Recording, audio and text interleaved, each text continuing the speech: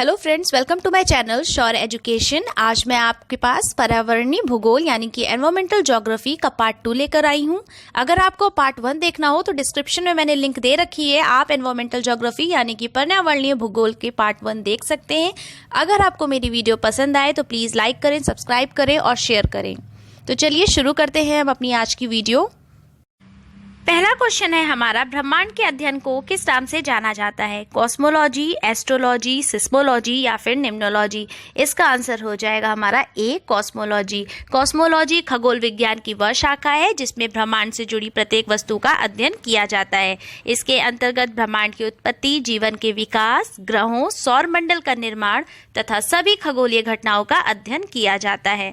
Cosmology की शुरुआत एक तरह से आइंस्टीन के सामान्य सापेक्षता सिद्धांत के बाद से मानी जाती है। नेक्स्ट क्वेश्चन है, हमारे सौरमंडल का सबसे निकटतम तारा कौन सा है? Alpha Centauri, Beta Centauri, Proxima Centauri या फिर बर्नार्ड? इसका आंसर हो जाएगा प्रॉक्सिमा सेंचुरी।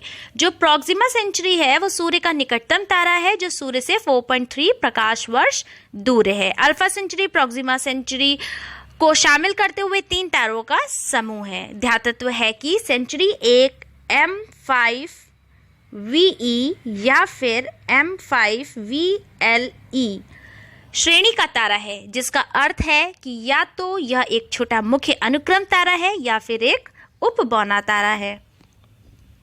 नेक्स्ट क्वेश्चन है, तारामंडल सप्तऋषि को पश्चिम निवासी किस नाम से जानते हैं? पहला सेवन मोंक, दूसरा अल्फा सेंचुरी, तीसरा बिग डिम्पर, चौथा स्मॉल बियर। इसका आंसर हो जाएगा सी, बिग डिम्पर। सप्तऋषि तारामंडल पृथ्वी के उत्तरी गोलार्ध के आकाश में रात्रि में दिखाई देने वाला एक तारामंडल है। अंग्रेजी में इस अर्सा मेजर या फिर ग्रेट बियर या बिग बियर कहा जाता है। इन सब का अर्थ होता है बड़ा भालू तथा अमेरिका और कनाडा जो कि पश्चिम निवासी हैं में इसे बिग डिम्पर यानी बड़ा चमचा भी कहा जाता है। नेक्स्ट क्वेश्चन हमारा है, सौरमंडल के बाहर साइरस नामक चमकीले तारे को भी कहते हैं। Cat star, dog star, fox star या फिर लायन स्टार? इसको हम डॉग स्टार कहते हैं। हमारे सौरमंडल के बाहर महास्वान तारामंडल में स्थित साइरस तारे को डॉग स्टार भी कहा जाता है। यह तारा वास्तव में 2 तारों का समूह है, जिसमें से एक तो मुख्य अनुक्रम तारा है जिसे डॉग स्टार ए कहा जाता है और दूसरा सफेद बौना तारा है जिसे डॉग स्टार बी कहा जाता है। डॉग स्टार पृथ्वी से लगभग 8.6 प्रकाश वर्ष की दूरी पर है। डॉग स्टार ए का द्रव्यमान सूरज से 2 गुना है, जबकि डॉग स्टार बी का द्रव्यमान लगभग सूरज के बराबर है। सूर्य की बाहरी परत को क्या कहते हैं? स्थलमंडल, वर्णमंडल, प्रकाश मंडल या फिर कोरोना? तो सूर्य की बाहरी परत को कोरोना कहा जाता है। सूर्य के वातावरण को अंदर से बाहर मतलब इनर टू आउटर की तरफ 3 भागों में विभाजित किया जाता है। जो पहला 3 भागों में विभाजित किया है, पहला जो हमारा होता है वो होता है फोटोस्फेयर यानी कि प्रकाश मंडल। जो दूसरा हमारा होता है वो होता है क्रोमोस्फेयर यानी कि वर्णमंडल, और ये जो तीसरा लास्ट होता है इसी को हम कोरोना कहते हैं। प्रकाश मंडल भाग को मनुष्य के नग्न आंखों से देखा जा सकता है, परंतु कोरोना जो बाह्यतम भाग है केवल सूर्य ग्रहण के समय ही दिखाई देता है। ज्ञातत्व है कि आयोग द्वारा इसका उत्तर वर्णमंडल क्रोमोस्फेयर दिया गया है, जो कि गलत है। तो इसका आंसर हो जाएगा कोरोना। नेक्स्ट क्वेश्चन है, सूर्य की सबसे ऊपरी परत को क्या कहते हैं? क्रोमोस्फेयर, वर्णमंडल, प्रकाश मंडल, रेडियो एक्टिव जोन या फिर कोरोना क्रीट? अभी मैंने बताया इसे कोरोना कहा जाता है।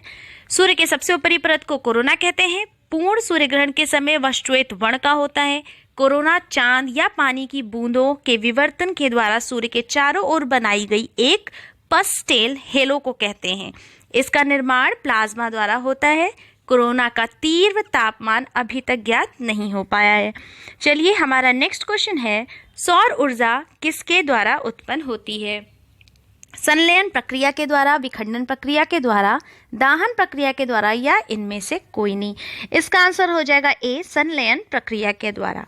सौर ऊर्जा की उत्पत्ति नाभिकीय संलयन की प्रक्रिया द्वारा होती है। इस नाभिकीय संलयन की क्रिया में हाइड्रोजन के परमाणु मिलकर हीलियम में परिवर्तित होते रहते हैं। इस प्रक्रिया में अपार ऊर्जा विमुक्त होती है। सूर्य प्रति सेकंड लगभग 10 खरब पाउंड ऊर्जा उत्पन्न करता है। नेक्स्ट क्वेश्चन हमारा है, सूर्य के चमकीले भाग को कहते हैं? पहला फोटोस्फेयर, दूसरा क्रोमोस्फेयर, तीसरा कोरोना और चौथा है ट्रोपोस्फेयर। इसका आंसर हो जाएगा फोटोस्फेयर।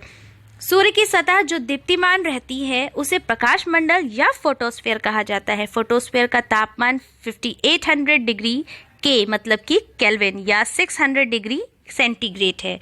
प्रकाश मंडल के किनारे प्रकाशमान नहीं होते क्योंकि सूर्य का वायुमंडल प्रकाश का अवशोषण कर लेते हैं। नेक्स्ट क्वेश्चन हमारा है, सूर्य का प्रकाश पृथ्वी तक कितने मिनट में पहुंचता है? 2 मिनट, 8 मिनट, 14 मिनट या फिर 20 मिनट? इसका आंसर हो जाएगा 8 मिनट। सूर्य से पृथ्वी की औसत दूरी लगभग 1,49 लाख या 9,29,60,000 मील है तथा सूर्य से प्रकाश को पृथ्वी पर आने में 8.3 मिनट लगता है। इसी प्रकाशीय ऊर्जा से प्रकाश संश्लेषण नामक एक महत्वपूर्ण जैव रासायनिक अभिक्रिया होती है जो पृथ्वी पर जीवन का आधार है। नेक्स्ट क्वेश्चन हमारा है, बुध सूर्य से ग्रह है, कितने नंबर का है? पहला, तीसरा, पांचवा या फिर 7वां? तो अगर देखा जाए तो बुध सूर्य से पहले नंबर का ग्रह है। जैसे कि हम लोग इंग्लिश में बोलते हैं Mercury, Venus, Earth, Mars, Jupiter, Saturn, Uranus, Neptune. और अगर हिंदी में देखा जाए तो बुध, शुक्र, पृथ्वी, मंगल, बृहस्पति, शनि और अरुण। बुध शुक्र का सबसे निकटतम तथा सौरमंडल का सबसे छोटा ग्रह है। यह 88 दिनों में सूर्य की परिक्रमा पूर्ण कर लेता है। सूर्य और पृथ्वी के बीच में होने वाले कारण बुध एवं शुक्र को अंतर्ग्रह भी कहते हैं। वायुमंडल के अभाव के कारण बुध पर जीवन संभव नहीं है क्योंकि यहाँ दिन अति गर्म व रातें बर्फीली होती हैं। इसका तापांतर सभी ग्रह से सबसे अधिक है। कितना है इसका तापांतर? 560 डिग्री सेल्सियस। बुध का एक दिन पृथ्वी के 90 दिन के बराबर होता है। परिमाण में यह पृथ्वी का 18वां भाग है। बुध के सबसे पास से गुजरने वाला कृत्रिम उपग्रह मैसिर 10 था, जिसके द्वारा लिए गए चित्रों से पता चलता है कि बुध का कोई उपग्रह नहीं है। हमारा नेक्स्ट क्वेश्चन है, सबसे गर्म ग्रह का नाम बताइए।